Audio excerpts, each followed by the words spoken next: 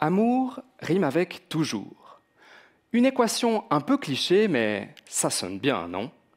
Cette phrase fait partie d'un inconscient collectif, le nôtre.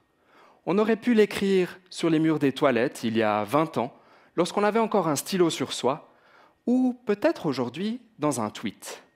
La question c'est pourquoi cette rime plus qu'autre chose? Début de réponse, c'est poétique, c'est rythmé, et ça claque. Eh bien maintenant, faites un bond de 2000 ans en arrière, même idée, mais en latin. Voilà ce que je fais dans ma thèse.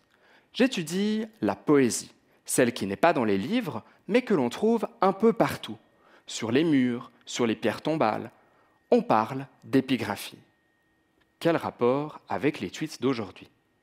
Eh bien, cette poésie épigraphique fonctionne un peu de la même manière. Des portions de textes brefs sont repris en écho et dispersés à l'échelle de l'Empire, de Rome à l'Helvétie, de la Bretagne à la Grèce.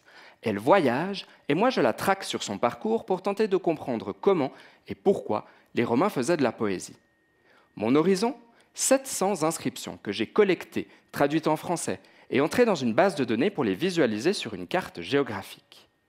Je me suis ensuite intéressé à la métrique, c'est-à-dire à la composition des vers, pour découvrir comment ces textes sont fabriqués et comment ils sont reliés entre eux. Aucune poésie connue, mais une poésie populaire faite de maladresse, de traits de génie et de plagiat. Mais ne leur jetez pas la pierre, le plagiat fait partie de l'exercice. Grâce à ces données, j'ai pu suivre la trace d'une véritable langue poétique dans le choix des mots, des tournures et des rythmes. Jusqu'ici, peu de gens s'y étaient vraiment intéressés, car il ne s'agit pas de la grande littérature. Pourtant, cette poésie est présente partout et bien visible. Elle reflète une société. Un peu comme les tweets reflètent la nôtre, d'ailleurs. Par conséquent, ces textes sont pris dans un véritable code culturel, avec ses modes. Ils sont à la fois lus, dits, inscrits, écoutés, copiés, collés dans une performance toujours renouvelée. Et c'est l'aspect humain qui est intéressant et qui en fait une véritable enquête anthropologique.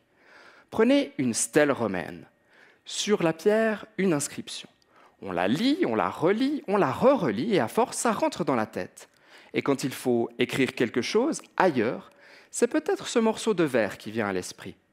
Sit tibi terra levis, que la terre te soit légère.